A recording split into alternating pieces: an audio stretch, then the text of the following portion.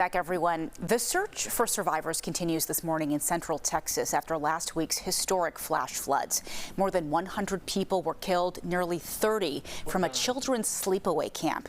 Memorials were held yesterday throughout Texas as communities came together to try and rebuild. And when tragedies like this happen, it can sometimes be difficult to find the right answers when it comes to discussing these topics with your families. So here was some guidance for us. Dr. Joanne Sotelo, a psychiatrist, a well-being coach based in Texas, just a few hours from where this flooding is happening. Dr. Sotelo, thank you so much for being with us today. Thank you for having me, Marissa. So hearing about the loss of so many people, but especially young people, and really this truly unexplainable tragedy, it's really dominated the conversation around all of this. When kids learn about this, what's the best way, in your opinion, to kind of approach that conversation? Yes, when we talk to children, the most important thing is to start with honesty and simplicity, but tailored to their developmental age. Young kids have a hard time with abstract concepts, so we have to be very black and white. For example, we can say to young children, there was a terrible accident and some kids were very hurt and didn't survive. For older children and teens, we can give them more details and answer their questions and always check in with their feelings. What's important is to validate their emotions, reassure their safety, and keep the conversations open. In times like this, it's not about having the perfect words, but rather being present, being human, and even within the sadness, letting them know that they are not alone and that they are safe. And this is where our presence becomes the medicine.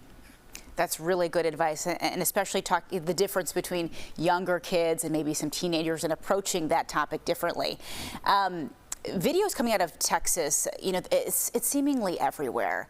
What's your advice, what's your guidance on kind of exposure to some of these videos, these interviews during this type of event? For younger children, avoiding showing the news altogether is best. Even what they're hearing like hearing adult conversations, can be overwhelming and scary. For the older kids, it's really difficult to control what they are exposed to, so we have to assume that they've seen a lot. But you can open up the conversations. Ask them, what have you heard? What are your thoughts or worries about it? Especially because they might feel like, what if it were me? And help them process it.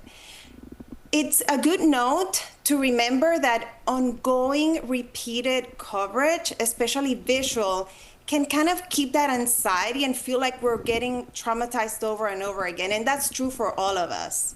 Yeah, whether you're a kid or an adult, seeing all of this, it's hard no matter what. Quickly, before I let you go, Dr. Sotelo, what signs can parents look for that maybe their child is struggling, kind of understanding, wrapping their mind around something like this?